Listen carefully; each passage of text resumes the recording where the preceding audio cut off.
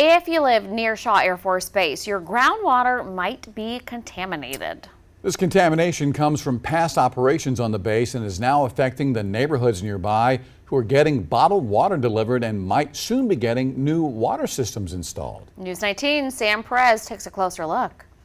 Yes, I am concerned to a certain extent because I don't know what Shaw Air Force Base has actually done to rectify the situation. Lyle Waddell has lived in the Cherryvale community for over 50 years. Now, part of his community in Sumter is seeing potential contamination due to its close location to Shaw Air Force Base. I do know that Shaw Air Force Base was supplying especially the trailer park right there in front of Shaw Air Force Base with drinking water. The groundwater wells are now testing with levels of per- and polyfluoroalkyl substances known as PFAS. These are man-made chemicals that affect our environment through impacted water and air. Anything like this that comes up, you have to take it seriously. Ryan Bean with the Clemson Extension explains these forever chemicals, which Shaw says were in firefighting foam that it used in previous operations in and around the base in the 1970s. They don't break down. They stick around forever, and they've been used on everything from, nonstick cooking pots to,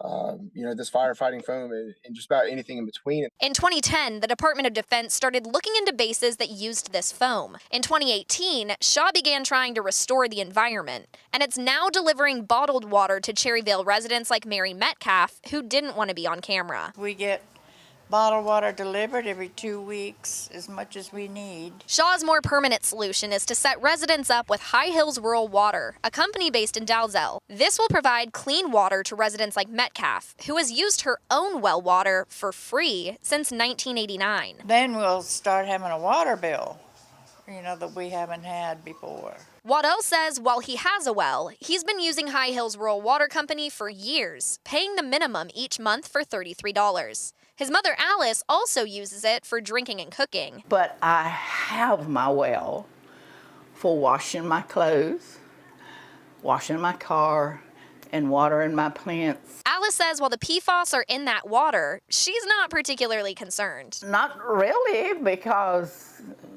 I'm still living at 92 years old. Reporting in Sumter, Sam Perez, News 19 WLTX. Well, Shaw Air Force Base is going to hold a Restoration Advisory Board meeting at 6:30 on Monday. It's at the Patriot Park Pavilion. That gives the community a chance to talk about this ongoing situation. Now, back in March, DHEC held a meeting to discuss newly proposed public water standards. It came after the EPA announced plans to limit the levels of forever chemicals in drinking water. The new rules would require water utilities to monitor, test, and treat water that contains more than a certain level of the chemicals. DHEC says the proposed rules may not be finalized, though, until the end of the year.